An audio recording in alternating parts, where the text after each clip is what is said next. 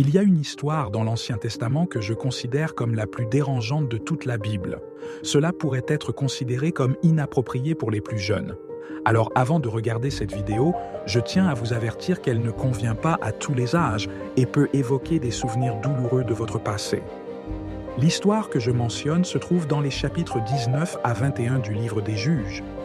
Beaucoup de gens connaissent le chapitre 19, mais ils ne lisent généralement pas le reste du récit.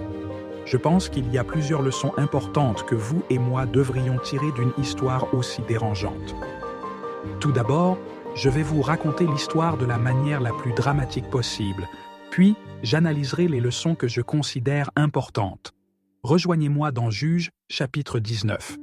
Au verset 1 de ce chapitre, il est mentionné qu'à une époque où il n'y avait pas de roi en Israël, un Lévite qui résidait dans une région reculée de la région montagneuse d'Éphraïm prit une femme de Bethléem comme concubine.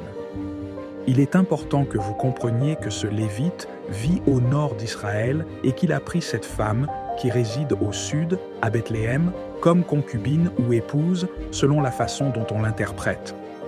L'histoire se poursuit. Elle lui fut infidèle et retourna dans la maison de son père à Bethléem, où elle resta 4 mois. Le Lévite, désireux de récupérer sa femme, décide de voyager du nord, à Éphraïm, vers le sud, à Bethléem, pour la retrouver et être réuni avec elle. À son arrivée, le père de la femme l'accueille avec une grande hospitalité. Malgré les demandes répétées du Lévite de lui rendre sa femme pour qu'il puisse rentrer chez lui, le père insiste pour qu'il reste une nuit de plus. Il accepte de rester une nuit de plus, et cela continue pendant plusieurs jours, jusqu'à ce que finalement l'homme exprime respectueusement sa gratitude pour l'hospitalité, mais qu'il doit rentrer chez lui.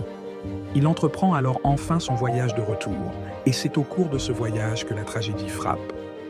L'homme et sa concubine voyagent de Bethléem, dans le sud d'Israël, vers le nord d'Éphraïm. Comme ils approchaient de Jébus, le jour touchait à sa fin, et il suggéra de s'arrêter dans cette ville pour la nuit. Mais son maître lui répond qu'il n'est pas sage de rester dans une ville étrangère où il n'y a pas d'Israélites, et il lui suggère de continuer jusqu'à Gibéa. Le serviteur leur suggère d'essayer d'atteindre Gibéa ou Rama pour passer la nuit. Ils poursuivirent leur chemin, et, au coucher du soleil, ils approchèrent de Gibéa, qui appartient à la tribu de Benjamin. À leur arrivée, ils sont surpris de constater que personne ne veut les accueillir chez eux. L'hospitalité était une valeur fondamentale dans la culture israélite. À la fin de la nuit, un vieil homme apparaît sur la place et demande pourquoi ils sont toujours là et si quelqu'un les a recueillis. Ils répondent « non », et le vieil homme leur propose de rester avec lui cette nuit-là. Le Lévite répond qu'il est reconnaissant, mais qu'ils n'ont besoin de rien de lui, puisqu'ils ont assez de nourriture pour leurs ânes et pour eux-mêmes. Ils ont juste besoin d'un endroit pour se reposer. Elle lui dit qu'un seul oreiller lui suffit. Le vieil homme répond qu'il n'y a aucun problème, et le Lévite, son serviteur et sa concubine passent la nuit chez lui à Gibéa. Cependant, au milieu de la soirée, des hommes méchants de la ville encerclent la maison et frappent à la porte. Ils exigent que le propriétaire de la maison, le vieil homme, leur livre l'homme qui y séjourne afin qu'ils puissent abuser de lui. C'est à ce moment-là que l'histoire prend une tournure choquante. Un groupe d'hommes pervers de Gibéa, qui appartiennent à la tribu de Benjamin, se présentent à la maison du vieil homme et exigent qu'il leur apporte l'invité pour satisfaire leurs désirs. Le propriétaire de la maison sort alors et les supplie de ne pas commettre un tel mal, leur rappelant que l'homme est venu chez lui.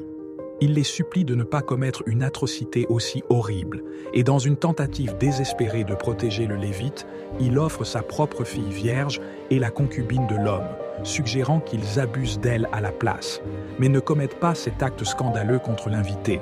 Ce résultat est vraiment impensable, et nous en discuterons plus tard dans cette vidéo. Le verset 25 raconte que, malgré les supplications du vieil homme, le Lévite n'écouta pas et décida de livrer sa concubine aux hommes, qui la violèrent et la maltraitèrent toute la nuit, jusqu'à ce qu'à l'aube, ils la laissent partir.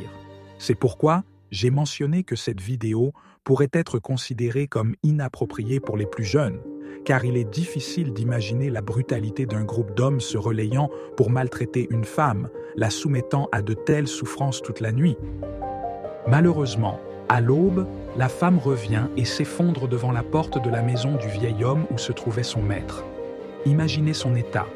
Elle a été si gravement maltraitée qu'elle peut à peine ramper et s'effondre sur le pas de la porte. Lorsque son maître se lève le matin et ouvre la porte pour continuer son voyage, il trouve sa concubine tombée près de l'entrée, les mains posées sur le seuil. Il lui dit de se lever et de partir, mais n'obtient aucune réponse. La femme avait été tellement maltraitée qu'elle était morte. Le Lévite, voyant la situation, la fait monter sur son âne et retourne chez lui. Ce qui se passe ensuite est déchirant et horrible. En arrivant chez lui, il prend un couteau, saisit sa concubine et la coupe en 12 morceaux, envoyant chaque morceau sur tout le territoire d'Israël. Ceux qui ont reçu les parties du corps ont été choqués et ont commenté que rien de tel n'était jamais arrivé ou n'avait été vu depuis le jour où les Israélites ont quitté l'Égypte. Cet homme prit sa concubine chez lui, la coupa en 12 morceaux et attacha sans doute une lettre à chaque fragment de son corps, envoyant un morceau à chacune des 12 tribus d'Israël. Dans ces lettres, il raconte ce qui lui est arrivé aux mains de ses propres frères, plus précisément de la tribu de Benjamin. Après avoir reçu et lu ce qui était arrivé à cette femme, les autres tribus furent choquées et affirmèrent que rien de tel ne s'était jamais produit dans toute leur histoire. L'histoire continue dans les chapitres 20 et 21. Mais avant d'entrer dans les détails, je souhaite souligner quelques leçons que nous pouvons tirer de cette histoire. La première leçon est que lorsqu'il n'y a pas de responsabilité dans nos vies, nous avons tendance à dériver. Dans Juge 19:1, il est mentionné qu'à cette époque-là, il n'y avait pas de roi en Israël. Lorsque nous n'avons pas à rendre de compte, lorsque nous n'avons pas peur de devoir justifier nos décisions et nos actions, nous sommes plus susceptibles de prendre de mauvaises décisions, en croyant que nous pouvons agir de manière isolée sans avoir de compte à rendre à qui que ce soit. C'est exactement ce qui se passait en Israël. Bien qu'il y ait eu une loi, les gens ne la respectaient pas, ni ne l'appliquaient, ce qui conduisait à des actes qu'ils n'auraient jamais imaginé commettre. La deuxième leçon est l'importance de traiter chaque être humain comme porteur de l'image de Dieu. Dans l'histoire, le vieil homme dit qu'il serait mal de leur part d'abuser de l'invité, mais il est prêt à sacrifier sa propre fille et la concubine du Lévite. Sa mentalité montre qu'il accordait plus de valeur à la vie et à la dignité des hommes qu'à celle des femmes. Nous devons nous rappeler que chaque personne est créée à l'image de Dieu, et cela devrait nous amener à réfléchir à la façon dont nous voyons et traitons les autres.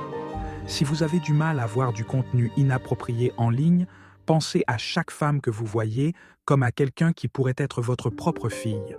Demandez-vous ce que vous ressentiriez si quelqu'un voyait votre fille dans des situations dégradantes. Enfin, la troisième leçon que je veux souligner est que plus nous nous éloignons de Dieu, plus nous devenons vulnérables à tomber dans la tentation et à commettre des actes qui vont à l'encontre de sa volonté. La distance spirituelle peut nous amener à prendre des décisions qui non seulement nous affectent, mais aussi ceux qui nous entourent.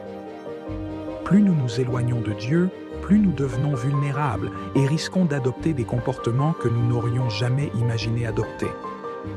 En examinant le livre des Juges dans son ensemble, on peut voir comment une nation s'est lentement éloignée de Dieu. Plus ils s'éloignaient de Dieu, plus ils étaient exposés à tomber dans le péché. L'histoire ne se termine pas au chapitre 19, même si j'aurais aimé que ce soit le cas. En fait, c'est encore pire. Au chapitre 20, une guerre civile éclate entre les 11 tribus d'Israël et la tribu de Benjamin, responsable du péché odieux commis contre l'un de ses propres frères israélites. Je vous encourage à lire attentivement les chapitres 20 et 21, mais pour résumer, une grande bataille est menée dans laquelle des milliers de vies sont perdues des deux côtés. Au final, il ne reste que 600 hommes de la tribu de Benjamin. Au chapitre 21, les 11 autres tribus commencent à ressentir de la compassion pour la tribu de Benjamin, craignant que cette tribu ne disparaisse puisqu'il ne reste que des hommes et aucune femme benjamite avec laquelle se marier et se reproduire. Cela soulève un nouveau problème, la crainte de voir l'une des 12 tribus d'Israël disparaître. Cela nous amène à la quatrième leçon. Chaque mauvaise décision que nous prenons a des conséquences que nous ne pouvons pas contrôler. Bien que ce que les Benjamites ont fait était mal, la décision des 11 autres tribus de combattre et de tuer leurs frères a également eu des conséquences. Et maintenant, ils doivent faire face aux résultats de cette décision. De même, les Benjamites doivent faire face aux répercussions de leurs propres péchés.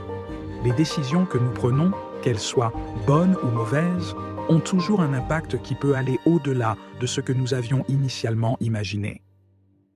Vous pouvez choisir votre péché, mais vous ne pouvez pas choisir les conséquences qui en découlent. Chaque décision que nous prenons a des répercussions, et le problème est que personne ne peut décider quelles seront ces conséquences. Dans l'histoire, les Israélites attaquent un clan appelé Jabesh Galaad et tuent leurs hommes, laissant derrière eux des femmes qui n'ont jamais été avec un homme. Ces femmes sont données par les hommes benjaminites afin qu'elles puissent se marier et se reproduire. Le problème cependant est qu'il existe encore des hommes benjamites sans épouse, ce qui prouve qu'une mauvaise décision en entraîne souvent une autre. Les Israélites, se rappelant qu'ils avaient fait serment de ne pas donner leurs filles aux benjamites, décident que rien n'empêche que les femmes soient prises. Alors au lieu de chercher une solution équitable, ils prennent une autre mauvaise décision. Ils envoient un message aux benjamites disant qu'il y aura une fête où certaines de leurs filles danseront. Même s'ils ne peuvent pas leur donner leurs filles, si les benjamites les trouvent et les kidnappent, ce serait leur problème, puisque techniquement ils ne les leur auraient pas données. Ainsi, pendant la fête, les hommes benjamites kidnappent les femmes qui dansent et les prennent comme épouses. Je sais que c'est une histoire compliquée et j'ai essayé de la résumer le plus rapidement possible, mais le point est clair. Une mauvaise décision en entraîne souvent une autre, et ces décisions affectent de nombreuses personnes. Regardez l'histoire et voyez combien de vies ont été affectées négativement par une seule mauvaise décision. Certains hommes de Benjamin méritaient ce qui leur est arrivé, mais la plupart de ceux qui ont souffert n'avaient rien à voir avec le péché originel et sont morts au combat. Le peuple de Jabès en Galaad a également souffert, et des femmes ont été arrachées à leur maison, séparées de leur famille. Cependant, voici la 5e et dernière leçon que je veux partager avec vous. Dieu a de la grâce pour nous, même au milieu de nos décisions les plus destructrices. Le dernier verset du livre résume toute la situation. En ce temps-là, il n'y avait pas de roi en Israël. Chacun faisait ce qui lui semblait bon. Bien que Dieu ait fait preuve de miséricorde en permettant à la tribu de Benjamin de se reconstruire et de ne pas être anéantie, les décisions qu'ils ont prises ont eu des conséquences. S'il y a une chose que vous devez retenir de cette vidéo, c'est que chaque décision que nous prenons a des répercussions, dont beaucoup peuvent être imprévisibles et que nous ne pouvons pas choisir. Jusqu'à la prochaine vidéo.